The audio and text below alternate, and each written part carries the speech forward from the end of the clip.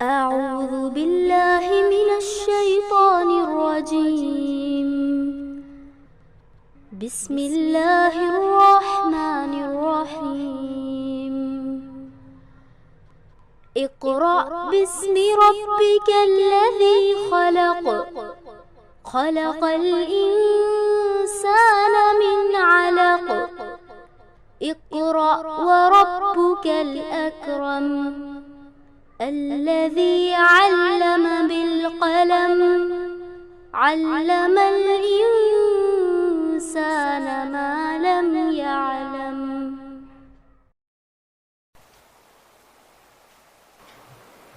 अस्सलाम वालेकुम रहमतुल्लाहि व बरकातुहू।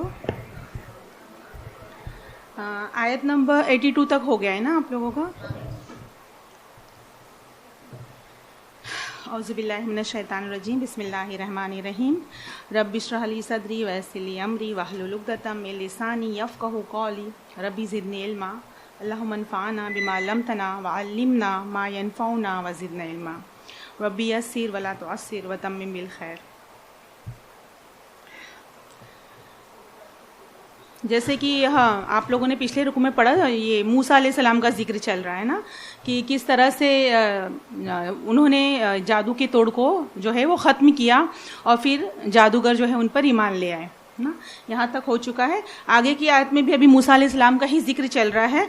अल्लाह ताला आगे फरमा रहे हैं, फमा आमना, सो ना ईमान लाया, ले मूसा, मूसा पर, इल्ला मगर ज़ुर्रियतुम, चंद लड़के, मिन कौम ही, उसकी कौम से, अला खौफिन, खौफ की वजह से, मिन फिरऔना, फिरौन के, व मलाइहिम, और उनके सरदार, अन यफ्तिनहुम, कि वो आफत में डाले उन्हें, व इन्ना, और बेशक, फिरऔना, फिरौन, लआलिन, सरकश, फिल अर्द, ज़मीन में, व इन्नहु, और बेशक वो, लमिनल मुसरिफीन, अलबत्ता हद से बढ़ने वालों में से था।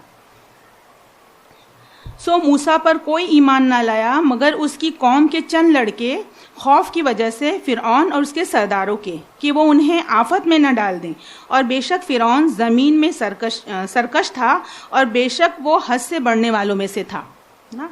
यहाँ पर देखिए, यहाँ पर बताया गया है कि ज़ुर्रियतुन का लफ्ज़ इस्तेमाल हुआ है ना, और जिसका लग़वी मानी है औलाद। हम तो ये समझते हैं ना उसका लग़वी मानी है औलाद, लेकिन यहाँ पर ज़ुर्रियत से मुराद बनी इसराइल की नौजवान नस्ल है ना, नौजवान नस्ल लिया गया है। उन नौजवानों में से भी चंद आदमियों ने हिम्मत करके सिर्फ वो मूसा अलैहिस्सलाम पर ईमान ले आए, वरना उनकी कौम के जो बड़े बूढ़े थे वो तो बिल्कुल कहते ना कि डर और खौफ की वजह से बिल्कुल ही आवाज़ नहीं उठा रहे थे। और ऐसा नहीं था कि वो उनके दिल में ईमान नहीं था ना, वो छुप छुपा कर मूसा अलैहिस्सलाम पर ईमान लाए थे, लेकिन उनके अंदर इतनी हिम्मत नहीं थी कि वो अपने ईमान को जाहिर कर सके ना। लेकिन ये चंद नौजवान, जब इन्होंने देखा कि वो जादूगरों के जादू का तोड़ जो है वो मूसा अलैहिस्सलाम ने कर दिखाया इस मौजिज़े के ज़रिए, तो उनके अंदर हिम्मत आई और वो मूसा अलैहिस्सलाम का साथ देने के लिए तैयार हो गए और उन्होंने अपने ईमान का ऐलान कर दिया। तो यहाँ तो देखिए, ये भी हमें पता चलता है ना कि हर दौर में जो है वो नौजवान नस्ल ही जो है आगे बढ़कर आती है, उनके अंदर ही हिम्मत होती है। वरना जो बड़े बूढ़े होते हैं ना, वो अपने वो पुराने अकायद और पुरानी रस्में वो सब लेकर ही बैठे होते हैं। आज भी हम देखते हैं ना, नौजवानों को समझाना बहुत आसान है, क्योंकि वो पढ़े लिखे होते हैं, उनकी अकल जो है वो खुली हुई होती है, उनको अगर हम समझाना चाहें तो कोई बात आसानी से समझा सकते हैं। लेकिन जो बड़े बूढ़े होते हैं ना, वो अपनी रस्म और रिवाजों में जकड़े हुए होते हैं, उन्हें हर चीज़ का खौफ होता है कि समाज क्या कहेगा, रिश्तेदार क्या कहेंगे, और फिर वो सोचते हैं हम तो अपनी ज़िंदगी भी जी चुके हैं, अब इतनी ज़िंदगी के लिए क्यों मुसीबत उठाएं ना, इस तरह का वो होता है। यहाँ पर देखिए, बिल्कुल ऐसे ही सूरत हाल जो है वो मक्का में भी पेश आई थी उस वक्त जब अल्लाह के रसूल दीन की दावत लेकर उठे थे। हाँ, वहाँ पर देखिए, ये बात ख़ास तौर पर कुरान ने नुमाया करके इसलिए पेश की है कि मक्का की आबादी में से भी मोहम्मद सल्लल्लाहु अलैहि वसल्लम का साथ देने के लिए चंद लोग आगे बढ़े थे, उनमें अक्सर नौजवान ही थे। इसलिए यहाँ पर अल्लाह ताला ने फिरौन, ये जो मूसा अलैहिस्सलाम के जिक्र में नौजवानों का जो जिक्र किया है, उसकी ख़ास वजह यही बताना है कि जब मक्का में भी अल्लाह के रसूल दावत लेकर उठे थे तो वहाँ पर जो है वो चंद नौजवान सबसे पहले आप पर ईमान लेकर आए थे। उसमें हम देखें मसलन हज़रत अली रज़ियल्लाहु तआला अन्हा ना, जाफ़र तैयार और ज़ुबैर बिन अवाम, हज़रत तलहा रज़ियल्लाहु तआला अन्हा और साद बिन अबी वक़ास, अब्दुल्ला बिन मसूद वगैरह, ये तमाम लोग जो थे ना, ये सहाबा, ये 20 साल के अंदर की उम्र के थे। 20 سال سے بھی کم عمر کی یہ نوجوان تھے جو اللہ کے رسول پر سب سے پہلے ایمان لے کر آئے تھے. اسی طرح سے جو ہے وہ عبد الرحمن بن عوف ہے نا, بلال بن رباح اور صہیب رضی اللہ عنہ کی عمر 20 سال سے 30 سال کے اندر کی تھی, یہ بھی جوان تھے نا. اور اسی طرح سے جو ہے عبیدہ بن الجراح اور زید بن حارثہ, عثمان بن عفان اور عمر فاروق رضی اللہ تعالیٰ عنہ 30 سے 35 سال کی عمر کے اندر تھے, یہ بھی جوان تھے ہے نا. اور حضرت ابو بکر رضی اللہ تعالیٰ عنہ 38 سال کے تھے, 38. یعنی سب لوگ جو ہے اللہ کے رسول صلی اللہ علیہ وسلم سے چھوٹے تھے, کیونکہ آپ کو سب نبوت نصیب ہوئی آپ کو تو آپ 40 سال کے تھے ہے نا. صرف ایک صحابی کا نام آتا ہے جو حضرت عبیدہ بن حارث, یہ جو ہے اللہ کے رسول سے بڑے تھے عمر میں. بس یہ ایک ہی صحابی جو سب سے پہلے, یعنی سابقون اولون جو تھے نا, سب سے پہلے ایمان لانے والے, ان میں زیادہ تر اکثریت جو ہے نوجوانوں کی تھی, سوائے ایک شخص جو ملتے ہیں جن کی عمر آپ سے زیادہ تھی. آپ سے بھی 40 سال کے تھے, تو وہ شخص جو رہے ہوں گے وہ بھی 45-50 سال کے رہے ہوں گے, تو اتنے بوڑھے بھی نہیں تھے ہے نا. تو بات کہنے کی یہ ہے کہ سب سے پہلے ایمان کی دعوت پر لبیک کہنے والے ہر دور میں نوجوان ہی رہے ہیں. تو یہاں پر خاص طور پر اسی لیے اللہ تعالیٰ نے یہ ذکر یہاں پر فرمایا ہے. اور ان آیات سے کسی کو یہ بھی شبہ نہ ہو کہ بنی اسرائیل سب کے سب کافر تھے ہے نا, ایسا لگ رہا ہے, ایسا نہیں تھا. ایمان لائے ہوئے تھے, جیسے کہ ہم نے سنا نا کہ ایمان لائے ہوئے تھے, لیکن انہوں نے اپنے ایمان کو فرعون کے خوف سے وہ اپنے دل میں چھپائے ہوئے تھے. ان کو پتا تھا کہ یہ موسیٰ علیہ السلام جو دعوت دے رہے ہیں وہ حق کی طرف دعوت دے رہے ہیں, اور وہ ایمان قبول بھی کر چکے تھے, لیکن صرف اور صرف اس وجہ سے اپنے آپ کو جو ہے وہ اپنے ایمان کو ظاہر نہیں کر رہے تھے کہ فرعون کا خوف تھا, کیونکہ فرعون جو ہے وہ ظالم اور جبار بادشاہ تھا. ہاں, آپ لوگوں نے سنا نا فرعون کا ذکر کہ وہ کس طرح سے ظلم ڈھا رہا تھا بنی اسرائیل پر نا, کہ اس نے یہ سزا موسیٰ علیہ السلام کی پیدائش سے پہلے بھی یہ سزا اس نے رکھی تھی کہ قوم کے لڑکوں کو ذبح کر دیا جائے اور لڑکیوں کو زندہ چھوڑا جائے ہے نا. اور اس کے بعد بھی ایک بار پھر سے وہ یہ قانون, دوسرا فرعون جب آئے گا اس نے بھی یہ قانون نافذ کیا تھا کہ اسی طرح سے جو ہے میں کیا کروں گا, ان کے لڑکوں کو قتل کروں گا اور ان کی لڑکیوں کو زندہ چھوڑ دوں گا. اور یہ جو بنی اسرائیل تھے نا, یہ لوگ جو ہے حضرت ابراہیم علیہ السلام, اسحاق علیہ السلام, یعقوب علیہ السلام اور یوسف علیہ السلام کے ہی امتی تھے. تو ظاہر سی بات ہے نا کہ ان کے اندر ایمان کی روشنی تو تھی, اور وہ موسیٰ علیہ السلام جو دعوت لے کر آئے تھے وہ سمجھ گئے تھے کہ یہ وہی دعوت ہے جن سے پہلے انبیاء لائے تھے, لیکن وجہ صرف یہی تھی کہ فرعون کا خوف. اور یہاں پر اللہ تعالیٰ کیا فرما رہا ہے کہ یہ, اور وہ حد سے بڑھ جانے والوں میں سے تھا ہے نا. فرعون جو ہے وہ حد سے بڑھ جانے والوں میں سے تھا, یعنی مسرفینہ لفظ جو ہے وہ استعمال ہوا ہے جس کے معنی ہے حد سے تجاوز کرنے والا, مگر اس لفظی ترجمے سے اس کی اصل روح نمایاں نہیں ہوتی. مسرفین سے مراد دراصل وہ لوگ ہیں جو اپنے مطلب کے لیے کسی برے سے برے طریقے کو بھی اختیار کرنے میں تعامل نہیں رکھتے. یعنی حد سے بڑھ جانے والے کون ہوتے ہیں؟ ایک تو دیکھیے گناہ کرنے والے ہیں نا, لیکن ایک حد سے بڑھ جانے والے یعنی برے سے برا کام کرنے میں بھی انہیں شرم نہیں آتی, نہ انہیں کوئی ہچکچاہٹ ہوتی ہے, نہ انہیں جو ہے وہ کوئی وہ ہوتا ہے کہ وہ سامنے والے کے بارے میں ذرا بھی نہیں سوچتے, یعنی حد سے بڑھ جانا. اور فرعون انہی لوگوں میں سے تھا جو حد سے بڑھ جانے والے لوگ ہیں. تو اللہ تعالیٰ یہاں پر وہی فرما رہا ہے کہ فرعون جو ہے وہ حد سے بڑھ جانے والے لوگوں میں سے تھا. آگے اللہ تعالیٰ فرما رہے ہیں وقالا, اور کہا موسیٰ نے, یا قومی, اے میری قوم, ان کنتم, اگر تم, آمنتم, ایمان لائے, باللہ, اللہ پر, فعلیہ, تو اس پر, توکلو, بھروسہ کرو, ان کنتم, اگر تم ہو, مسلمین, فرما بردار. موسیٰ علیہ السلام نے کہا کہ اے میری قوم, اگر تم اللہ پر ایمان لائے ہو تو اسی پر بھروسہ کرو اگر تم فرما بردار ہو. یعنی یہاں پہ دیکھیے ظاہر ہے کہ یہ الفاظ جو ہے نا, موسیٰ علیہ السلام نے کیا کہ اگر تم ایمان لائے ہو تو اللہ پر بھروسہ کرو. ظاہر یہ الفاظ انسان کس کو بولے گا؟ جو ایمان والے ہوں گے ہے نا. اس سے بھی پتہ چلتا ہے کہ ان کی قوم میں ایمان والے لوگ موجود تھے. اور جو ہے وہ حضرت موسیٰ علیہ السلام کا یہ ارشاد صاحب بتا رہا ہے کہ بنی اسرائیل کی پوری قوم اس وقت مسلمان تھی, مگر وہ جو ہے موسیٰ ان کی یہ تلقین فرما رہے تھے کہ اگر تم واقعی مسلمان ہو تو جیسے کہ تمہارا دعویٰ ہے تو تم فرعون سے مت ڈرو ہے نا, بلکہ اللہ پر بھروسہ کرو.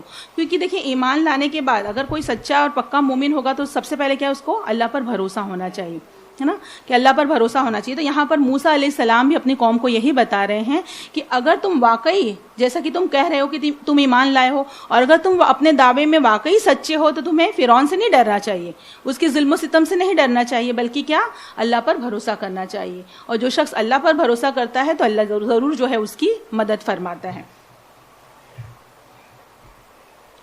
فقالو, تو انہوں نے کہا, اللہ, اللہ پر توکلنا, ہم نے بھروسہ کیا. ربنا, اے ہمارے رب, لا تجعلنا, نہ بنا ہمیں, فتنتن, تختہ مشق, للقومی, قوم کا, ظالمین, ظالم. تو انہوں نے کہا کہ ہم نے اللہ پر بھروسہ کیا, اے ہمارے رب, ہمیں نہ بنا ظالموں کی قوم کا تختہ مشق. وَنَجِّنَا, اور ہمیں چھڑا دے, برحمتی کا, اپنی رحمت سے, من القوم الکافرین, کافروں کی قوم سے. تو یہاں پر دیکھیے اس طرح کی دعا جو ہے ان لوگوں نے کی, اور انہوں نے کیا کہا کہ اللہ تعالیٰ, ہم جو ہے, ہم نے تجھ پر بھروسہ کیا, تو ہمارے لیے جو ہے ظالموں کے لیے جو ہے فتنہ نہ بنانا, ان کے لیے تختہ مشق نہ بنانا, اور جو ہے کیا کرنا, اور اپنی رحمت سے ہمیں ان کافر لوگوں سے بچا لے. اس سے کیا پتہ چلتا ہے کہ جب اللہ پر ایمان لاؤ, پھر اللہ پر توکل کرو, اور پھر اس کے ساتھ کیا کرنا, اللہ سے دعا کرنا ہے نا. کیونکہ دیکھیے اللہ تعالیٰ فرما رہا ہے نا کہ ایمان لے آنا اور اس پر قائم رہنا نا, یہ بہت بڑی چیز ہے. ایمان لے آنا اور اس پر جو ہے وہ اللہ پر اس کے بعد بھروسہ کرنا, پھر اللہ سے دعا کرنا اس چیز کے لیے کہ اللہ تو ہمیں مرتے دم تک جو ہے ایمان پر قائم رکھنا, اور ہمیں ظالموں اور کافروں سے اپنی پناہ میں رکھنا. اسی لیے کہتے ہیں نا کہ اللہ سے ہر وقت یہ بھی دعا کرتے رہنا چاہیے کہ اللہ ہمارا خاتمہ جو ہے وہ ایمان پر کرے, کیونکہ آخری وقت تک جو ہے کہتے ہیں نا کہ ایمان نصیب رہنا, یعنی مرنے کی حالت, ہمارا خاتمہ اس حال پر ہو کہ ہم ایمان والے ہوں نا, یہ ضروری ہے. کیونکہ اللہ تعالیٰ فرما رہا ہے نا کہ جنت میں جو ہے وہ جانے کے لیے جو صرف نیک اعمال ہی جو ہے کافی نہیں ہے, ایمان کا رہنا تو سب سے پہلے ضروری ہے. اگر ہمارا دل ایمان سے خالی ہوگا تو پھر تو ہم جتنے بھی اچھے جو ہے عمل کر ڈالیں کسی کام کا نہیں ہے. ہم دیکھتے ہیں نا غیر مسلموں میں بھی بہت سارے لوگ ایسے ہیں جو بہت اچھے اچھے کام کرتے ہیں, چیریٹی کرتے ہیں, وہ اللہ کے راہ میں بہت لوگوں کی مدد کرتے ہیں, مجبوروں کی, سب کی, لیکن ان کے پاس ایمان نہیں ہوتا ہے نا, انہوں نے کلمہ نہیں پڑھا ہے. تو اگر انہوں نے کلمہ نہیں پڑھا ہے تو ان کی تمام نیکیاں جو ہے وہ ضائع گئی, وہ صرف دنیا کے لیے رہ گئی, آخرت میں اس کا کوئی حصہ نہیں ہوگا. آخرت میں جنت میں داخلے کے لیے ایمان جو ہے وہ شرط ہے, ایمان نہیں تو پھر کوئی اعمال جو ہے وہ قابل قبول نہیں ہے. یہاں پر جو ہے یہ ان نوجوانوں کا جواب تھا جو موسیٰ علیہ السلام کا ساتھ دینے پر آمادہ ہو گئے تھے. انہوں نے یہاں پر دیکھیے کالو کی ضمیر قوم کی طرف نہیں بلکہ ذریتن یعنی ان نوجوانوں کی طرف پھیر دی گئی ہے. اور یہاں پر اللہ تعالیٰ فرما رہا ہے نا کہ ان صادق الایمان نوجوانوں کی یہ دعا ہے کہ ہمیں ظالم لوگوں کے لیے فتنہ نہ بنا, ہے نا. اس میں بڑے وسیع مفہوم ہے, ظالموں کے لیے فتنہ نہ بنا. اس آیت میں انبیاء کی دعوت و تبلیغ کے ابتدائی دور کا نقشہ پیش کیا گیا ہے. انبیاء کی دعوت کو جو ہے ابتدا میں قبول کرنے والے چند نوجوانوں اور باہمت لوگ ہی ہوتے ہیں جنہیں مخالفین کے شدائد و ظلم و ستم کا نشانہ بننا پڑتا ہے. ہم نے دیکھا نا اللہ کے رسول کے وقت میں جو صحابہ سب سے پہلے ایمان لائے تھے انہیں کتنا زیادہ ظلم و ستم کا سامنا کرنا پڑا تھا, ہے نا. اور پھر ان کے بزرگوں کے مصلحت کوشیاں بھی ان کے آڑے آتی ہے. اور ایک فرقہ جو ہے وہ تماشا دیکھنے والوں کا بھی ہوتا ہے اس دور میں کہ وہ جو ہے وہ بیچ میں رہتے ہیں کہ جس طرف کا جو پلڑا بھاری ہوگا ہم اس کی طرف ہو جائیں گے. ہمیشہ ایک ایسی قوم بھی موجود ہوتی ہے ہر دور میں جو صرف تماشا بین بن کر تماشا دیکھتے ہیں, اور وہ اس انتظار میں ہوتے ہیں کہ جس کا پلڑا بھاری ہوگا ہم اس کی طرف سے ہو جائیں گے. اور پھر اگر کوئی مصیبت ان نوجوانوں پر آ پڑتی ہے جو ایمان لائے تو ان کے بڑے بزرگ جو ہے وہ ان کو کوسنے بھی لگتے ہیں کہ ہم نے تو کہا تھا کہ تم اس چکر میں مت پڑو یا تم یہ کام مت کرو, ہم نے تو منع کیا تھا, اب تم نے کیا ہے تو تم بھگتو, ہے نا. یہ چیزیں ان تمام جو ہے مصیبتوں کا سامنا ان لوگوں کو کرنا پڑتا ہے جو ایمان لاتے ہیں. تو یہاں پر اللہ تعالیٰ وہی فرما رہا ہے کہ ان سب کا سامنا کرتے ہوئے جو ہے انہیں ایمان پر ڈٹ کر رہنا ہے. تو اس کے لیے ڈٹنے کے لیے کیا کرنا ہے, سب سے پہلے تو اللہ پر بھروسہ کرنا ہے, پھر اللہ سے دعا کرنا ہے کہ اللہ تعالیٰ ہم ایمان پر قائم رہیں. اور اس سے یہ بھی معلوم ہوتا ہے کہ ایک مسلمان کے لیے وسائل و اسباب کو اختیار کرنا اور اس کے ساتھ ساتھ اللہ سے دعا کرتے رہنا دونوں باتیں کامیابی کے لیے لازم اور مظلوم ہیں نا. دونوں چیزیں ایسے ہی نہیں, ایک تو ایمان لانا ہے اور دوسرے اللہ پر جو ہے وہ جو ہے اللہ سے دعا کرتے رہنا ہے. اور صرف دعا پر ہی نہیں اپنا تکیہ لگا کر بیٹھ جانا ہے کہ ہم نے دعا کر لی اس چیز کے لیے تو یہ کام ہو جائے گا, کوشش کرنی ہے. اللہ تعالیٰ ہمیشہ فرما رہا ہے کہ کوشش جو انسان کرتا ہے اور کوشش کے ساتھ ساتھ اللہ سے دعا کرتا ہے تو وہ جو ہے وہ اللہ تعالیٰ اس کی مدد ضرور کرتا ہے. صرف دعائیں مانگتے رہیں ہم کہ اللہ ہم گھر میں بیٹھے اور کوئی کام نہ کریں اور دعا مانگتے رہیں کہ اللہ تعالیٰ ہمیں جو ہے وہ مال و دولت مل جاتی بغیر محنت کے، تو وہ نہیں ملے گی نا. کام کے لیے گھر سے نکلنا پڑے گا، نکلیں گے ہم اپنی محنت لگائیں گے تو اللہ نے جو رزق ہمارے حصے میں رکھا ہے وہ اس کے ذریعے ہمیں پہنچ جائے گا. یعنی اللہ تعالیٰ ہے نا دنیا میں ذریعہ بناتا ہے وہ چیزیں ہم تک پہنچانے کے لیے. تو اس کے لیے کرنا کیا ہے؟ کوشش نا. کوشش سب سے زیادہ ضروری ہے. اگر ہم صرف دعا ہی پڑھتے رہیں گے، جیسے کہ مثال کے طور پر اگر ہم بیمار ہیں تو ہمیں چل کر دوا تو لینی پڑے گی نا. اگر دوا کا نام لکھا ہوا ہے وہ بیٹھ کر لے کر پڑھتے رہیں گے کہ یہ دوا کھانے سے آرام ہو جائے گا، یہ دوا، تو نہیں آرام ہوگا جب تک کہ وہ دوا ہم خرید کر لائیں گے نہیں، اسے کھائیں گے نہیں، یا پھر اللہ سے دعا نہیں کریں گے کہ اللہ تو اسے ہمارے لیے شفا بنا دے، تو اللہ تعالیٰ اس میں شفا رکھے گا، ہے نا. تو ہمیں جو ہے وہ عمل کے ساتھ ساتھ دعا کرنا ہے، کوشش کے ساتھ ساتھ دعا کرنا ہے. کوشش بھی کرتے رہنی ہے اور دعا بھی کرتے رہنی ہے. وَأَوْحَيْنَا اور ہم نے وحی بھیجی اِلَىٰ موسیٰ موسیٰ کی طرف، وَأَخِيهِ اور اس کا بھائی، أَن تَبَوَّآ کہ گھر بناؤ، لِقَوْمِكُمَا اپنی قوم کے لیے، بِمِصْرَ مصر میں، بُيُوتًا گھر، وَاجْعَلُوا اور بناؤ، بُيُوتِكُمْ اپنے گھر، قِبْلَةً قبلہ رو، وَأَقِيمُوا الصَّلَاةَ اور قائم کرو نماز، وَبَشِّرِ الْمُؤْمِنِينَ اور خوشخبری دے دو مومنوں کو. اور ہم نے موسیٰ اور اس کے بھائی کی طرف وحی بھیجی کہ اپنی قوم کے لیے مصر میں گھر بناؤ، اور بناؤ اپنے گھر قبلہ رو یعنی نماز کی جگہ، اور نماز قائم کرو اور مومنوں کو خوشخبری دے دو. یہاں پر دیکھیے اس آیت کے مفہوم میں جو ہے مفسرین کے درمیان اختلاف ہے. ان کے الفاظ پر اور اس ماحول میں جس میں یہ الفاظ جو ہے ارشاد فرمائے گئے ہیں، غور کرنے سے یہ بات سمجھ میں آتی ہے کہ غالباً مصر میں حکومت کے تشدد سے اور خود بنی اسرائیل کے اپنے ضعف الایمانی کی وجہ سے اسرائیلی اور مصری مسلمانوں کے ہاں نماز باجماعت کا نظام ختم ہو چکا تھا، ہے نا. آیت سے پتہ چل رہا نا کہ یہاں پر جماعت کا نام و نشان جو ہے وہ مٹ چکا تھا. نماز باجماعت پڑھی نہیں جاتی تھی. وجہ کیا تھی؟ ایک تو ان کی کمزوری، دوسرے فرعون کا خوف. اس کی وجہ سے انہوں نے جماعت ہی جو ہے وہ فراموش کر دی تھی. اور یہ ان کے جو ہے وہ یہی وجہ تھی جو وہ لوگ جو ہے وہ بکھر گئے تھے اور وہ جو ہے وہ کمزور پڑ گئے تھے. ان کی روح پر جو ہے وہ موت طاری ہو گئی تھی. ایک بہت بڑا یہ ایک سبب تھا اس کا. اس لیے حضرت موسیٰ علیہ السلام کو حکم دیا گیا کہ اس نظام کو اثر نو قائم کرنے اور مصر میں چند مکان اس غرض کے لیے تعمیر یا تجویز کر لیں کہ وہاں اجتماعی نماز ادا کی جائے نا. اس طرح سے موسیٰ علیہ السلام کو حکم دیا گیا کہ چند ایسے مکان بنائے جائیں یا مکان ہے تو انہیں خاص طور پر خاص کر دیا جائے کہ وہاں پر نماز باجماعت پڑھی جائے گی. اس کے لیے اللہ تعالیٰ نے موسیٰ علیہ السلام کو حکم دیا، کیونکہ ایک بگڑی ہوئی اور بکھری ہوئی مسلمان قوم میں دینی روح کو پھر سے زندہ کرنے اور اس کی منتشر طاقت کو اثر نو جمع کرنے کے لیے اسلامی طرز پر جو کوشش بھی کی جائے گی اس کا پہلا قدم جو ہے وہ یہی ہوگا، لازماً یہی ہوگا کہ اس میں نماز باجماعت کا نظام قائم کیا جائے. کیونکہ اللہ تعالیٰ نے ہمیشہ دیکھیے قرآن میں کیا فرمایا ہے کہ مدد حاصل کرو صبر اور نماز سے نا. نماز سب سے بڑا ہتھیار ہے انسان کی پریشانی میں اس کی مدد کے لیے. تو اس لیے نا اللہ تعالیٰ فرما رہا ہے، اللہ تعالیٰ پانچوں وقت ہمیں نماز کے لیے کیوں بلاتا ہے نا، کہ ہم اللہ تعالیٰ کو بھول نہ پائیں. کچھ وقت ہوتا ہے دیکھیے اگر اللہ تعالیٰ نے ہمارے پورے دن بھر کے اوقات کو ان پانچوں نمازوں سے گھیر نہ دیا ہوتا تو انسان تو دن بھر میں اگر ایک بار صبح نماز ہوتی اور پھر پورے دوسرے دن واپس صبح میں ہی ہوتی تو انسان تو اللہ تعالیٰ کو بھول ہی جاتا. ہم تو اتنے وقفے میں بھول جاتے ہیں، اپنی دنیا میں غرق ہو جاتے ہیں نا. حالانکہ ہمارے پورے دن کے اوقات کو اللہ تعالیٰ نے 5 نمازوں سے گھیر دیا ہے کہ ذرا سا بھی ہم اللہ کو بھولنا چاہے تو پھر سے نماز کا وقت ہو جاتا ہے، پھر سے اللہ یاد آ جاتا ہے نا. اور جو ہماری کیفیت نماز یا قرآن پڑھنے میں ہوتی ہے دیکھیے وہ عام کاموں میں تو نہیں ہوتی نا. نماز میں ہمارا دل کتنا ایسا لگتا ہے کہ ہم اللہ تعالیٰ کے سامنے بیٹھے ہیں، ہم اللہ کا حکم بجا لا رہے ہیں، ہم نماز پڑھ رہے ہیں. تو اس لیے اللہ تعالیٰ نے جو ہے وہ ہمارے اوقات کو نماز سے گھیر دیا ہے. اور اللہ تعالیٰ یہاں پر فرما رہا ہے کہ ان مکانوں کو قبلہ ٹھہرانے کا مفہوم جو ہے یہ ہے کہ ان مکانوں کو ساری قوم کے لیے مرکز اور جمع جو ہے وہ مرکز ٹھہرایا جائے اور اس کے بعد ہی نماز قائم کرو. کہنے کا مطلب یہ ہے کہ الگ الگ طور پر اپنی اپنی جگہ نماز پڑھ لینے کے بجائے لوگ اس مقررہ مقامات پر جمع ہو کر نماز پڑھا کریں، کیونکہ قرآن کی اصطلاح میں جو ہے اقامت صلاۃ جس چیز کا نام ہے اس کے مفہوم میں لازماً نماز باجماعت بھی شامل ہے نا.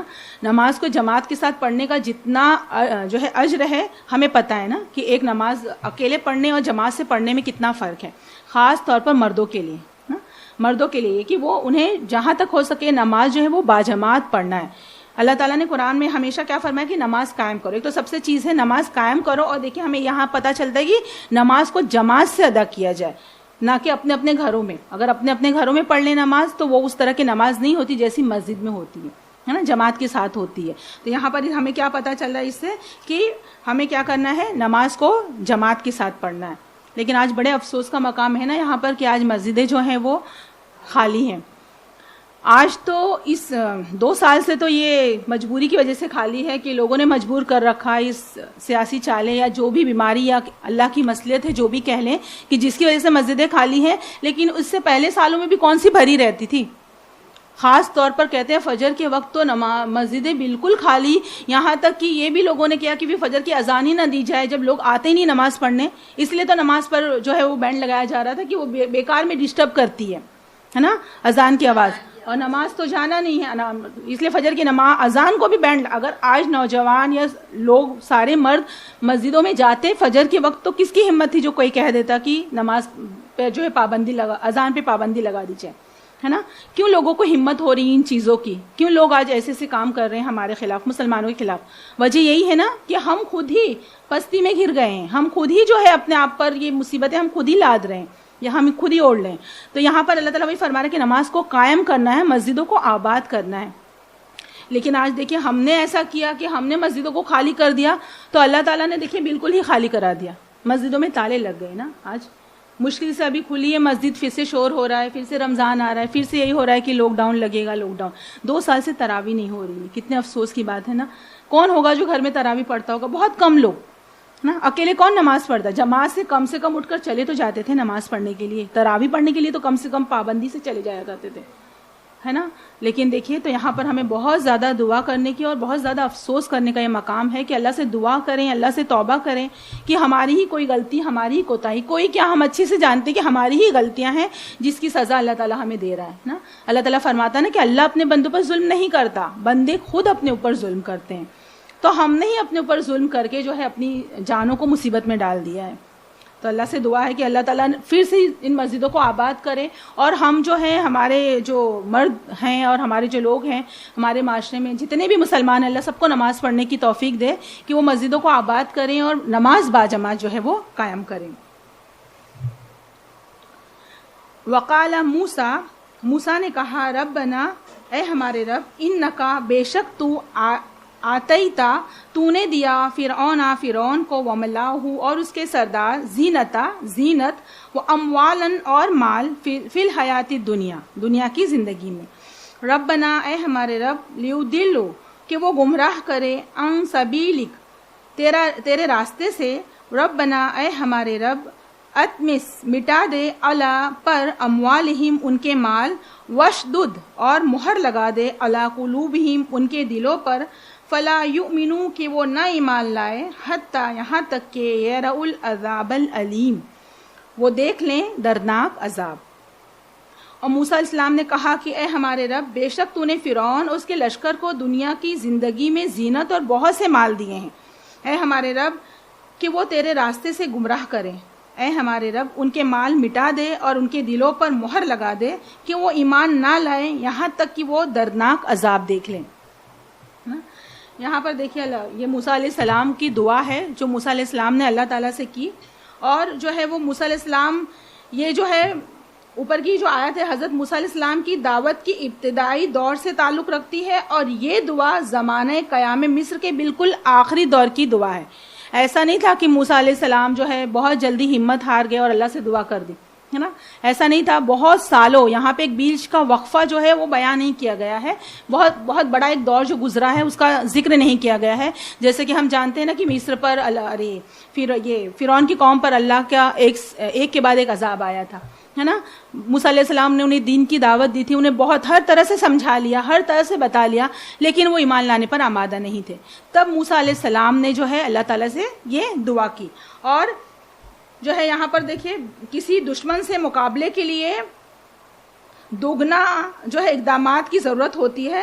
ایک یہ کہ اپنی جماعت کو مضبوط, منظم اور طاقتور بنایا جائے, اور دوسرا یہ کہ جہاں تک ممکن ہو دشمن کی جماعت کو کمزور بنایا جائے, ہے نا, یہی ہوتا ہے اس میں. اب موسیٰ علیہ السلام کی مٹھی بھر جماعت کے مقابلے میں فرعون جیسا جابر اور خودسر بادشاہ تھا, جو مال و دولت اور شان و شوکت کی جو ہے فراوانی کے علاوہ جملہ اسباب و وسائل پر قابض بھی تھا, اور اپنی جو ہے اسی وجوہات کی بنا پر حضرت موسیٰ علیہ السلام کی دعوت کے کام میں سد راہ بنا ہوا تھا.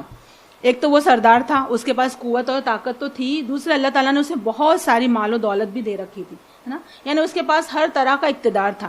اسی لیے وہ موسیٰ علیہ السلام کے راستے کو روکنے کے لیے جو ہے وہ پیش تھا, کیونکہ وہ خوب جانتا تھا کہ اگر موسیٰ علیہ السلام کی دعوت کو فروغ حاصل ہو گیا تو اس کا اقتدار خطرے میں پڑ جائے گا, ہے نا. یہی وجہ ہوتی تھی نا, اللہ کے رسول کے زمانے میں بھی جو ہے وہ سرداران قریش کیوں ایمان نہیں لانا چاہتے تھے, اور وہ کیوں لوگوں کو روکتے تھے, کیونکہ ان کی سرداری خطرے میں پڑ رہی تھی. وہ تو لوگوں کے خدا بنے بیٹھے تھے نا, اگر لوگ ایمان لے آتے تو انہیں سمجھ میں آ جاتا کہ یہ خدا نہیں ہے, خدا تو اللہ تعالیٰ ہے, ایک اللہ کی عبادت کرنی ہے نا, ان کا اقتدار تو بس چند دنوں کا ہے جو ختم ہو جانے والا ہے. تو وہ اسی لیے جو ہے وہ لوگ بھی لوگوں کو جو ہے ایمان لانے سے روکتے تھے, اور فرعون بھی اسی لیے جو ہے وہ لوگوں کو ڈرا دھمکا کر یا جس طرح سے بھی ہو سکے موسیٰ علیہ السلام پر ایمان لانے سے روک رہا تھا. وجہ یہی تھی کہ کہیں وہ لوگ ایمان لے آئے اور لوگوں کی سمجھ میں آ گیا تو میں جو ان کا خدا بنا بیٹھا ہوں, میری بادشاہت ختم ہو جائے گی, میرا اقتدار ختم ہو جائے گا. اب یہ بھی ظاہر ہے نا کہ جو انسان خدائی کا دعویٰ کر کے بیٹھا ہے نا, وہ تو اللہ پر ایمان لانے والا ہے نہیں. اس کی طرف سے تو صاف ظاہر ہو گیا کہ اب وہ ایمان نہیں لائے گا. یعنی فرعون کا ایمان لانے کا تو سوال ہی پیدا نہیں ہو رہا تھا, اس نے تو صاف انکار کر دیا تھا.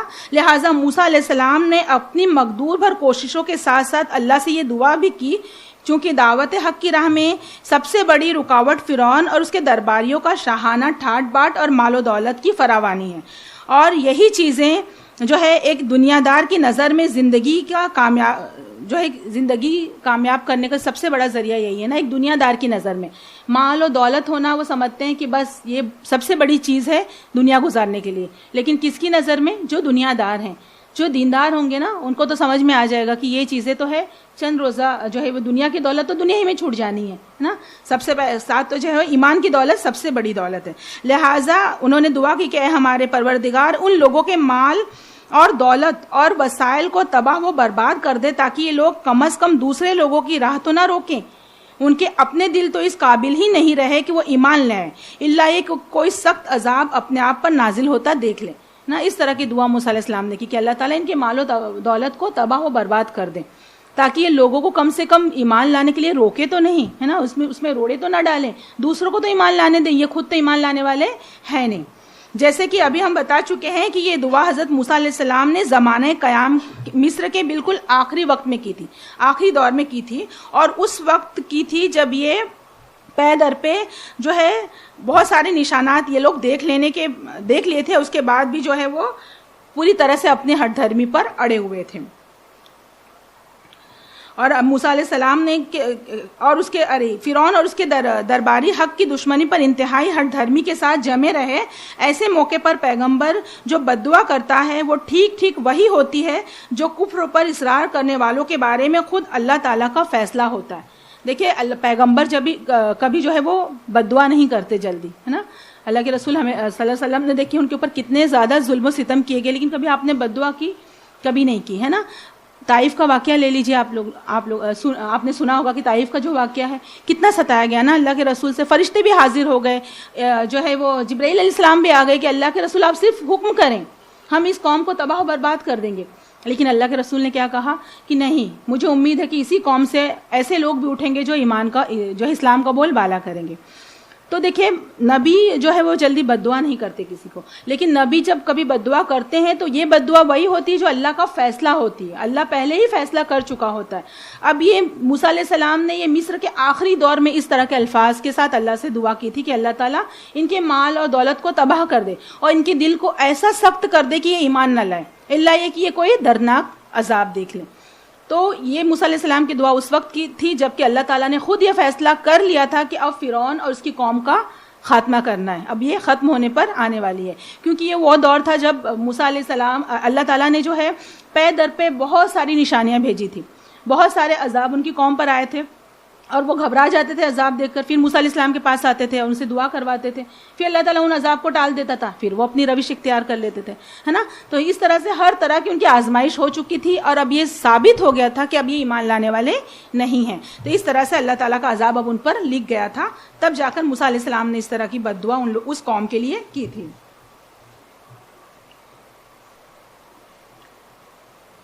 قالا, اس نے فرمایا, قد اجیبت, قبول ہو چکی, دعوتکما, تمہاری دعا, فاستقیما, سو تم دونوں ثابت قدم رہو, ولا تتبعانی, نہ چلنا, سبیلا, راہ, الذین, ان لوگوں کی جو لا یعلمون, نا واقف ہیں. اس نے فرمایا تمہاری دعا قبول ہو چکی ہے, سو تم دونوں ثابت قدم رہو اور ان لوگوں کی راہ نہ چلنا جو نا واقف ہیں. یہاں پہ دیکھیے ان کی دعا کے جواب میں اللہ تعالیٰ کا قول ہے یہاں پر کہ اللہ تعالیٰ کیا فرما رہا ہے کہ تمہاری دعا قبول ہو چکی ہے. اس آیت میں حضرت موسیٰ علیہ السلام کی دعا کی قبولیت کو بیان فرمایا گیا ہے, مگر عنوان میں حضرت ہارون علیہ السلام کو بھی شریک فرمایا گیا نا. اللہ تعالیٰ فرما رہا ہے کہ تم دونوں ثابت قدم رہنا, یعنی فرعون, یہ ہارون علیہ السلام کو بھی اس دعا میں شریک قرار دیا گیا, جبکہ دعا تو موسیٰ علیہ السلام نے کی تھی, ہے نا. لیکن یہ خطاب کیا گیا ہے کہ تم دونوں کی دعا قبول ہو گئی. وجہ یہ تھی کہ جب حضرت موسیٰ علیہ السلام یہ دعا کر رہے تھے تو حضرت ہارون علیہ السلام آمین کہہ رہے تھے, ہے نا. تو اس سے کیا بات ثابت ہوتی ہے کہ جب دعا پڑھائی جائے تو آمین کہنے والا, ہے نا, اس کی دعا بھی قبول ہوتی ہے. سیم وہی کیفیت ہوتی ہے جو دعا مانگنے والے کی ہوتی ہے, کیونکہ ہم آمین کہہ کر ہم بھی اس دعا میں شامل ہو جاتے ہیں.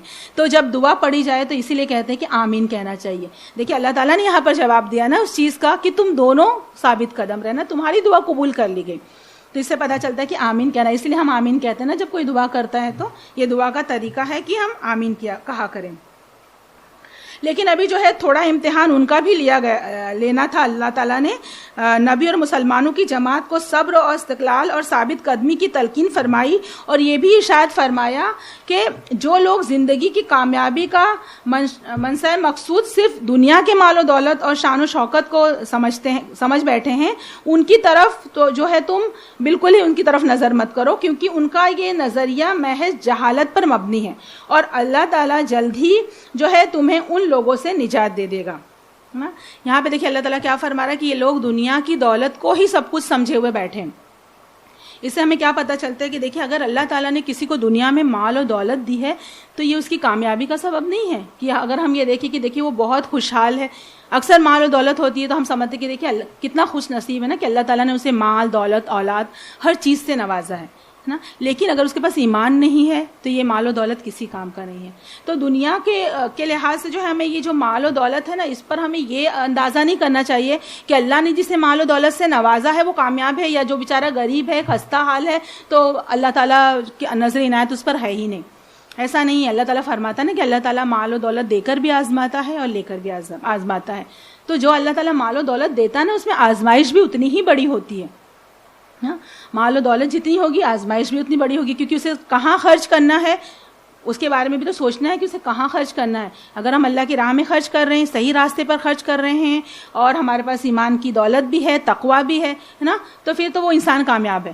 لیکن اگر صرف دنیا کے لیے مال و دولت ہے, نہ ایمان ہے, نہ تقویٰ ہے, نہ کچھ بھی ہے, صرف دولت دنیا کی دولت ہے, تو انسان تو بس دنیا میں چند روزہ آرام کر لے, لیکن آخرت میں اس کا انجام کیا ہونا ہے, اس کی مال و دولت اس کی کسی کام نہیں آئے گا. اللہ تعالیٰ سورہ آل عمران میں فرماتا ہے نا کہ کافروں کے لیے ان کی مال اور دولت جو ہے اللہ کے آگے کچھ بھی کام آنے والی نہیں ہے. اور قرآن میں اللہ تعالیٰ یہ بھی فرماتا ہے کہ اگر تمہارے پاس پوری دنیا بھر کا سونا ہو یا دولت ہو اور تم اسے فدیے میں دے کر جہنم سے چھوٹنا چاہو تو بھی اللہ تعالیٰ اسے قبول نہیں کرے گا, ہے نا. یہی چیزیں آ رہی ہیں نا. تو یہ چیزیں ہیں کہ مال, اولاد, یہ چیزیں کیا ہیں, آزمائش ہے انسان کے لیے. مومنوں کے لیے, تقویٰ رکھنے والے کے لیے تو وہ کامیابی ہے, بھلے ہی وہ دنیا میں دولت ملے نہ ملے, ہے نا, لیکن آخرت میں جو ہے وہ اللہ تعالیٰ اسے نوازے گا. لیکن اگر ایمان کی دولت نہیں ہے, تقویٰ پرہیزگاری نہیں ہے, اور صرف دنیا کے لیے انسان دولت چاہتا ہے تو وہ تو دنیا ہی میں چھوٹ جانی ہے. تو فرعون کی دولت جو تھی وہ تو دنیاوی دولت تھی, ہے نا, دکھاوا ہی تھا. وہ بس اپنے آپ کو بڑا بنے بیٹھا تھا, لوگوں کا خدا بنا بیٹھا تھا. تو اللہ تعالیٰ یہاں پر وہی فرما رہا ہے موسیٰ علیہ السلام سے کہ یہ نادانی کی چیزیں, یہ جہالت کی چیزیں ہیں کہ انسان دولت کو, جس کے پاس دولت ہے اسے یہ سمجھ لے کہ وہ کامیاب ہے. لہٰذا جو ہے اللہ تعالیٰ فرما رہا ہے کہ ہم تمہیں جلد ان لوگوں سے نجات دے دیں گے, ان سے جو ہے وہ تمہارا پیچھا جو ہے ان سے چھڑا دیں گے. وجاوزنا, اور ہم نے پار کر دیا, بے بنی اسرائیل کو, بحر, دریا سے, فتبعہم, پس پیچھا کیا ان کا, فرعون نے, وجنودہ, اور اس کا لشکر, بغین, سرکشی, وعدوہ, اور زیادتی, حتی, یہاں تک کہ اذا ادرکہ الغرق, یہاں تک کہ جب اسے آ پکڑا غرقابی نے, قالا, وہ کہنے لگا, آمنتو, میں ایمان لایا, انہو, کہ وہ, لا الہ, نہیں معبود, الا الذی, سوائے وہ جس پر, آمنت, ایمان لائے, بھی, اس پر, بنو اسرائیل, بنی اسرائیل, وانا, اور میں, من المسلمین, اور میں ہوں فرما برداروں میں سے.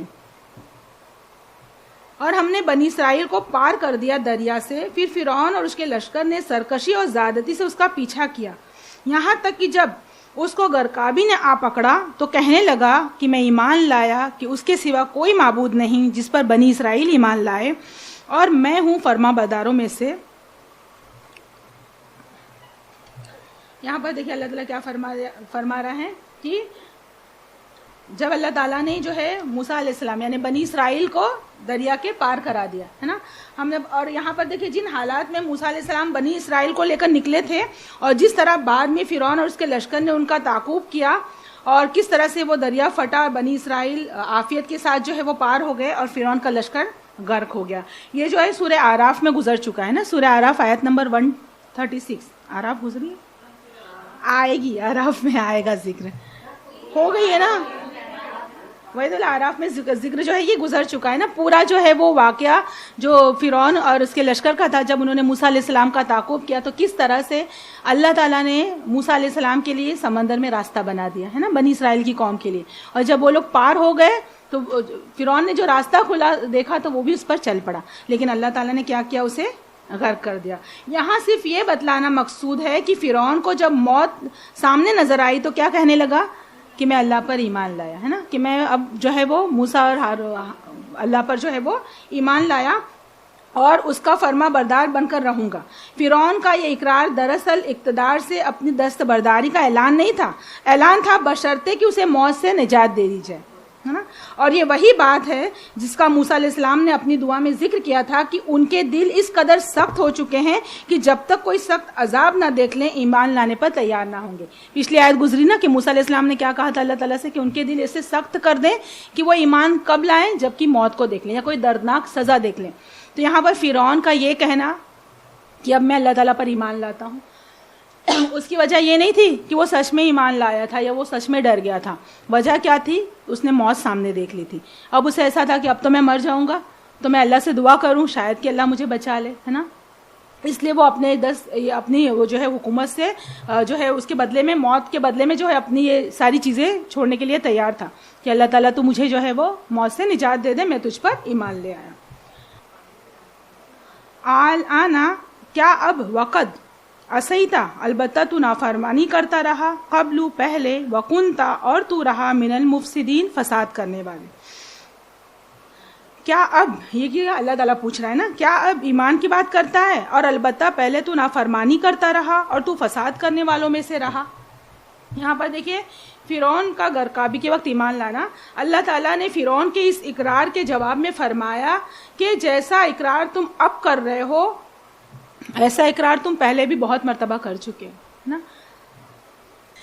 تو یہاں پر دیکھیں اللہ تعالیٰ کیا فرما رہا ہے فرعون سے کہ ایسا اقرار تو تم پہلے بھی کئی مرتبہ کر چکے ہو, لیکن ہر مرتبہ تم نے عہد شک نہیں کی, اپنے اس اقرار کو توڑ دیا. جیسے کہ ہم نے وہ واقعہ سنا نا موسیٰ علیہ السلام, جب یہ وہ اللہ تعالیٰ کی طرف سے عذاب آ رہا تھا ہر طرح کا، مینڈک کا عذاب، ٹڈی کا عذاب، خون کا عذاب، تو کیا کرتا تھا ہر وقت یہ لوگ دوڑ کر جاتے تھے موسیٰ علیہ السلام کے پاس اور کہتے تھے اپنے رب سے دعا کریں اور پھر ہم جو ہے اگر اللہ تعالیٰ نے عذاب ہٹا دیا تو ہم تو ایمان لے آئیں گے. لیکن جیسے اللہ تعالیٰ عذاب ہٹاتا تھا پھر یہ اپنی روش پر آ جاتے تھے. تو اللہ تعالیٰ یہاں پر فرما رہا ہے کہ تم نے تو ایسے وعدے پہلے بھی کر چکے ہو، لیکن کیا تم عہد شک نہیں کر جاتے ہو، تم اپنے وعدے سے پھر جاتے ہو، لہٰذا تمہارا اب کا یہ اقرار قطعاً ناقابل اعتبار ہے. اگر ہم تمہیں اب بھی ہم نجات دے دیں گے تو پھر بھی تم وہی کچھ کرو گے جو پہلے کر چکے ہو. اور اس کا مطلب جو ہے وہ اللہ تعالیٰ یہی فرما رہے ہیں کہ اگر ہم تم سے جو ہے وہ یہ عذاب ہٹا لیں، یہ موت ہٹا لیں، تو پھر تم پھر سے جو ہے اسی روش پر آ جاؤ گے. اس کے ضمن میں ایک حدیث ہے، حضرت ابن عباس رضی اللہ تعالیٰ عنہ کہتے ہیں کہ آپ صلی اللہ علیہ وسلم نے فرمایا کہ جب فرعون نے یہ کلمات کہے تھے ہے نا کہ اللہ تعالیٰ تو ہی الہ ہے اور میں تجھ پر ایمان لے آیا، تو جبرائیل علیہ السلام نے مجھ سے کہا کہ کاش اے محمد صلی اللہ علیہ وسلم آپ دیکھتے کہ میں نے اس وقت دریا سے کیچڑ لے کر فرعون کے منہ میں ٹھوس دیا تاکہ مبادا اب بھی کہیں اللہ کی رحمت اسے نہ آلے نا. یہ ترمذی کی حدیث ہے نا. جبرائیل نے کیا کہا کہ میں نے دریا سے مٹی اٹھائی، ریت اٹھائی، اس کے منہ میں ٹھوس دی کہ کہیں ایسا نہ ہو کہ یہ بار بار یہ کلمات کہنے لگے کہ اللہ میں تجھ پر ایمان لایا، مجھے معاف کر دے، تو کہیں اللہ واقعی اسے معاف نہ کر دے، کیونکہ اللہ تو غفور الرحیم ہے نا. اللہ تعالیٰ تو فرماتا ہے نا کہ بندہ جب میری طرف پلٹ کر آتا ہے تو میں تو بہت خوش ہوتا ہوں اور میں اسے معاف کر دیتا ہوں، چاہے اس کی کتنے بھی زیادہ گناہ کیوں نہ ہو. تو جبرائیل علیہ السلام نے سمجھا کہ کہیں ایسا نہ ہو کہ اللہ سچ مچ اسے معاف کر دے، اور انہوں نے جو اس کے منہ میں جو ہے وہ کھاک ڈال دی تاکہ وہ بار بار اس چیز کو بول نہ سکے. تو یہاں پر دیکھیے اللہ اس حدیث سے ہمیں یہ پتہ چلتا ہے نا کہ اللہ کی رحمت، اور صحیح میں اللہ کی رحمت اگر بندے کے ساتھ نہ ہوتی تو آج ہمارا کیا حال ہوتا. ہر وقت دن میں پتہ نہیں ہم کتنے گناہ کرتے رہتے ہیں نا، کتنے گناہ ہوتے رہتے ہیں، ہم تو شمار بھی نہیں کر سکتے، اتنی کوتاہیاں، اتنی غلطیاں، اتنے گناہ ہم سے ہوتے رہتے ہیں. کتنے گناہ تو ایسے ہوتے ہیں جنہیں ہم گناہ سمجھتے بھی نہیں ہیں اور ہم کر گزرتے، اور ہم سمجھتے چھوٹی سی تو بات ہے نا. لیکن اللہ تعالیٰ دیکھیے کتنا زیادہ رحیم ہے کہ تمام چیزیں بھول کر پھر صبح وہ ہمیں رزق دیتا ہے، پھر صبح وہ ہمیں نیند سے اٹھاتا ہے، پھر ہمیں زندگی دیتا ہے نا. اگر پکڑنے پر آ جاتا اللہ تعالیٰ چھوٹی چھوٹی باتوں پر تو ہمارا کیا حال ہوتا نا. انسان جو ہے وہ کہتے ہیں نا کہ انسان تو غلطیوں کا پتلا ہے، لیکن اللہ تعالیٰ فرماتا ہے کہ مومن وہ ہے جو اپنی غلطی کا اعتراف کر لے، توبہ کر لے، اللہ کی طرف رجوع کر لے تو اللہ تو معاف کرنے کے لیے تیار ہے. یہ مومن کی صفت ہے کہ وہ بار بار توبہ کرے، کیونکہ گناہ تو ہوتا ہے، کوئی ایسا نہیں ہے جو گناہوں سے پاک ہو نا. اللہ تعالیٰ فرماتا ہے نا کہ آدم علیہ السلام سے بھی غلطی ہوئی تھی اور ابلیس سے بھی غلطی ہوئی تھی، لیکن غلطی میں کیا فرق تھا؟ ابلیس اکڑ گیا ہے نا، اس نے اللہ سے معافی نہیں مانگی، لیکن آدم علیہ السلام جھک گئے نا، انہوں نے اللہ سے معافی مانگ لی فوراً اور اللہ نے انہیں معاف کر دیا. تو مومن کی صفت کیا ہے کہ وہ اس سے غلطی ہو تو وہ فوراً اللہ کی طرف رجوع کرے اور اللہ سے معافی مانگ لے. اور اس آیت کا دوسرا مطلب یہ ہے کہ اب اللہ تعالیٰ فرما رہا ہے کہ اب تمہارے اس اقرار کا کوئی فائدہ نہیں، کیونکہ یہ دنیا دارالامتحان ہے، تمہاری موت آ چکی اور امتحان کا وقت اور توبہ کا وقت گزر چکا ہے، لہٰذا اب ایسا اقرار بیکار ہے نا. اس آیت کا ایک مطلب یہ بھی ہے نا کہ آخری وقت میں جب موت کو انسان دیکھ لے اور توبہ کرے تو اس کی توبہ قبول نہیں ہوتی نا. جیسے کہ حدیث میں آتا ہے کہ آپ صلی اللہ علیہ وسلم نے فرمایا کہ اللہ تعالیٰ بندے کی دعا قبول فرماتے رہتے ہیں جب تک کہ گرگرائے موت کا وقت نہ آ جائے، یعنی وہ انسان کے اندر وہ موت کی کیفیت، وہ نزلے کی حالت نہ آ جائے، جب وہ موت کو اپنی نظروں کے سامنے دیکھ لے. اور جب وہ موت کو اپنے سامنے دیکھ لیتا ہے تو کیا ہوتا ہے؟ اس وقت کی توبہ قبول نہیں ہوتی. اس لیے انسان سے کہا جاتا ہے نا کہ انسان سے جب غلطی ہونا تو وہ فوراً اس کی توبہ کر لے. جب ہمیں احساس ہو کہ ہم نے غلطی کی ہے، ہم نے گناہ کیا ہے، تو اس سے جو ہے وہ فوراً اس کا انتظار نہیں کرنا ہے کہ ہم بعد میں کر لیں گے، پہلے گناہ کر لیں بعد میں توبہ کر لیں گے. پتہ نہیں مہلت ملتی ہے کہ نہیں. اللہ تعالیٰ فرما رہا ہے نا، اسی لیے تو اللہ تعالیٰ نے جو ہے 3 امور کا متعین وقت کسی کو بھی نہیں بتایا ہے. 3 ایسے کام ہیں جن کا مقرر وقت کسی کو بھی نہیں معلوم ہے. ایک جو ہے یہ کہ کسی قوم پر عذاب کب آئے گا، اللہ تعالیٰ نے یہ بتایا نہیں. عذاب تو اچانک آ کر پکڑ لیتا ہے نا، کوئی پلاننگ نہیں ہوتی، انسان کچھ بھی نہیں سوچے ہوتا ہے اور عذاب آ جاتا ہے اللہ کا ہے نا. ایک جیسے کہ ہم ابھی تو تازہ مثال ہے نا، یہ جو کورونا، کسی نے سوچا تھا کہ دنیا اس طرح سے بند ہو جائے گی اور اس طرح سے پوری دنیا میں ایک ساتھ اس طرح سے کوئی وبا پھیل جائے گی یا کوئی عذاب آ جائے گی. اللہ کا عذاب ہی تو ہے نا، دیکھا جائے تو کیا ہے اللہ کا عذاب ہی. کوئی نہیں سوچا تھا. 2 سال پہلے تک ہم کتنے مطمئن تھے، آرام سے گھوم پھر رہے تھے، کوئی نہیں جانتا تھا کہ اس طرح سے سب کچھ بند ہو جائے گا، اچانک سے بغیر پلاننگ کے اچانک بند کر دیا گیا ہے نا. تو یہ اللہ کا عذاب. اللہ تعالیٰ فرما رہے ہیں کہ عذاب کب آئے گا اس کا کسی کو وقت مقرر پتہ نہیں ہے. دوسرا یہ کہ کسی کی موت کا وقت کسی کو نہیں معلوم ہے. ہے نا. موت کا وقت بھی کسی کو نہیں معلوم ہے کہ وہ کب آئے گی, کب آ جائے. تیسرا یہ کہ قیامت کب آئے گی, ہے نا, قیامت کا علم بھی کسی کو نہیں ہے. یہ تینوں چیزوں کا وقت مقرر جو ہے وہ کسی کو بھی نہیں پتا ہے, کیونکہ ان امور کا متعین وقت بتلا دیا جائے تو دنیا کے دارالامتحان ہونے کا مقصد ہی ختم ہو جاتا ہے نا. اور فرعون کے معاملے میں تو دو باتیں اکٹھی ہو گئی تھی, ایک عذاب اور دوسرے موت, لہٰذا اس وقت اس کا ایمان کیسے قبول ہو سکتا تھا, ہے نا. اللہ تعالیٰ فرما رہا ہے کہ یہ چیزیں کیا ہے, یہی چیزیں تو اللہ تعالیٰ نے چیزوں کو پردے میں رکھا ہے نا, کہ قیامت کب آئے گی, عذاب کب آئے گا, موت کب آئے گی. یہی تو ہے ہمارا امتحان, کیونکہ دنیا دارالامتحان ہے اور ہمیں اس میں زندگی گزارنا. اگر انسان کو پتہ چل جائے کہ اس کی موت اتنے سال میں یا اتنے وقت میں آنے والی ہے, پھر تو وہ کوئی گناہ کرے گا ہی نہیں نا. وہ تو سمجھے گا جلدی جلدی نیکیاں سمیٹ لی جائیں کیونکہ مرنا ہے. اسی لیے اللہ تعالیٰ نے موت کو پردے میں رکھا ہے, اس کا وقت کسی کو نہیں بتایا ہے, کیونکہ اس سے تو امتحان کا مقصد ہی ختم ہو جاتا ہے. اگر ہمیں امتحان میں بیٹھنا ہے تو پھر تو وہ زندگی ہمیں اس طرح سے, کیونکہ اللہ تعالیٰ نے ہمیں زندگی دی اور اللہ تعالیٰ نے جو ہے ہمیں صحیح اور غلط بتا دیا اور مرضی ہماری اپنی رکھی, ہے نا. ہمیں اختیار دیا کہ ہم جو چاہے وہ راستہ اختیار کر لیں, ہم چاہے تو صراط مستقیم پر چلے یا گمراہی کا راستہ اختیار کر لیں. زندگی جینا ہمارے اختیار میں ہے. تو مومن وہ ہے جو زندگی اپنے اختیار میں ہونے کے باوجود وہ اس طرح سے گزارے جس پر اللہ راضی ہے نا. تو اس طرح سے, اور پھر یہاں پر تو فرعون کی توبہ قبول کرنے کا سوال ہی نہیں پیدا ہوتا. ایک تو اس نے عذاب دیکھا تھا, دوسرے اس کی موت کا وقت مقرر ہو چکا تھا. یہ دونوں باتیں ایک ساتھ ثابت ہو چکی تھی, تو پھر اس کی دعا کیسے قبول ہو سکتی تھی. فَالْيَوْمَ سو آج نُنَجِّی کا ہم تجھے بچا دیں گے بے بدنی کا تیرے بدن سے, لِتَكُونَ تاکہ تو رہے, لمن ان کے لیے جو خلفکا تیرے بعد آئیں, آیتا ایک نشانی, وَإِنَّا اور بے شک کثیرم اکثر من الناس لوگ, ان آیاتنا ہماری نشانیوں سے لغافلون غافل ہیں. سو آج ہم تجھے تیرے بدن سے بچا دیں گے, غرق نہیں کریں گے, تاکہ تو یعنی تیری لاش ان کے لیے جو تیرے بعد آئیں عبرت ہو, عبرت کی ایک نشانی رہے, اور بے شک اکثر لوگ ہماری نشانیوں سے غافل ہیں. تو یہاں پر اللہ تعالیٰ کیا فرما رہا ہے, فرعون کی لاش کی حفاظت اللہ تعالیٰ نے کر دی نا, اس کو دنیا کے لیے ایک عبرت بنا دیا. یعنی تیری لاش نہ تو سمندر میں ڈوب کر ختم ہو جائے گی اور نہ وہ مچھلیوں کا خوراک بنے گی. یہ اللہ تعالیٰ نے فرعون کے لیے جو ہے وہ فیصلہ کر لیا تھا, چونکہ فرعون کے ڈوب کے مر جانے کے بعد ایک بہت بڑی لہر اٹھی اور اس نے فرعون کی باڈی کو اٹھا کر ایک بڑے سے چٹان پر لا کر چھوڑ دیا. اس لہر نے اس کی جو ہے وہ لاش کو لا کر ایک چٹان پر ڈال دیا. اور یہاں پہ دیکھیں تاکہ اس کی جو ہے وہ پھینک دیا, تاکہ باقی لوگ فرعون کی لاش کو دیکھ کر عبرت حاصل کریں کہ جو بادشاہ اور جو اتنی طاقت رکھتا تھا اور اتنا زور آور تھا, وہ خود خدائی کا دعوے دار تھا, بالآخر اس کا کیا انجام ہوا, ہے نا. فرعون خدا بنا بیٹھا تھا نا لوگوں کا, تو اللہ تعالیٰ نے کیا کیا, مرنے کے بعد بھی اس کی باڈی کو ختم نہیں کیا. اللہ نے کیا فرمایا کہ اسے دنیا کے لیے ہم عبرت بنائیں گے, تاکہ لوگ دیکھیں کہ فرعون جو خدائی کا دعویٰ کر رہا تھا, جو اپنی مال و دولت پر اکڑا ہوا بیٹھا تھا, جو لوگوں پر ظلم کر رہا تھا, اس کا کیا حشر ہوا. وہ اپنی موت کو تو نہیں روک سکا, وہ اپنے آپ کو نہیں بچا سکا, ہے نا. آخرکار کیا ہے, اسے موت نے آ لیا. مگر انسانوں کی اکثریت اللہ تعالیٰ فرما رہا ہے ایسی ہے کہ وہ اللہ تعالیٰ کی ایسی نشانیاں دیکھنے اور ان کا اعتراف کرنے کے باوجود عبرت حاصل نہیں کرتے اور نہ ہی اللہ کی طرف رجوع کرتے ہیں. یہ لاش مدتوں اسی حالت میں پڑی رہی اور گلنے سڑنے سے بچی رہی, اور بعد میں آنے والی نسلوں کے لیے نشان عبرت بنی رہی. پتہ نہیں کتنی مدتوں تو وہ اسی چٹان پر پڑی رہی. اللہ کی مصلحت دیکھی کہ نہ وہ گلی, نہ سڑی, نہ خراب ہوئی, ورنہ باڈی تو کچھ گھنٹے کے بعد سڑ جاتی ہے, خراب ہو جاتی, گل جاتی ہے نا. لیکن اللہ نے اسے نشان عبرت بنانے کے لیے اسے باقی رکھا.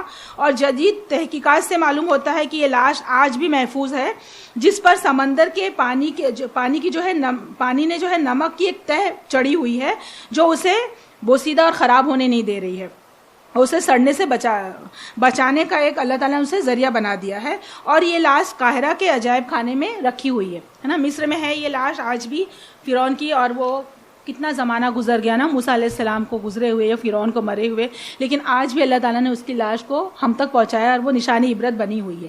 تاہم الفاظ قرآنی کی صحت اس کے ثبوت پر موقوف نہیں ہے کہ اس کی لاش قیامت تک محفوظ رہے گی. یہ چیزیں تو اللہ نے نہیں رکھی ہے, لیکن اللہ تعالیٰ نے یہ بتایا ہے کہ ہم اسے لوگوں کے لیے سامان عبرت بنائیں گے.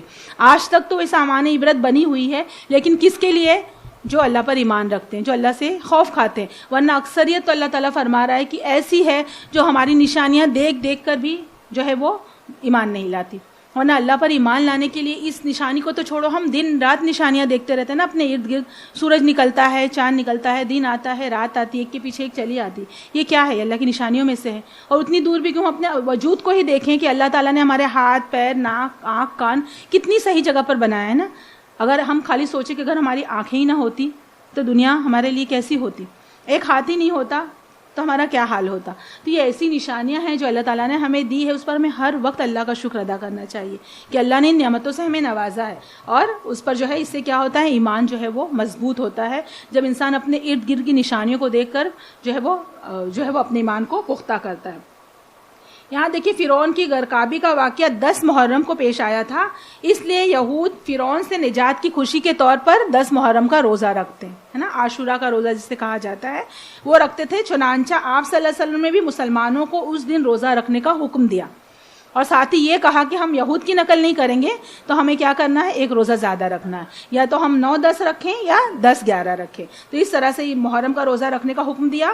پھر جب ماہ رمضان کے روزے فرض ہوئے تو اس دن کی روزے کی حیثیت نفل کی روزے کی طرح سے ہو گئی.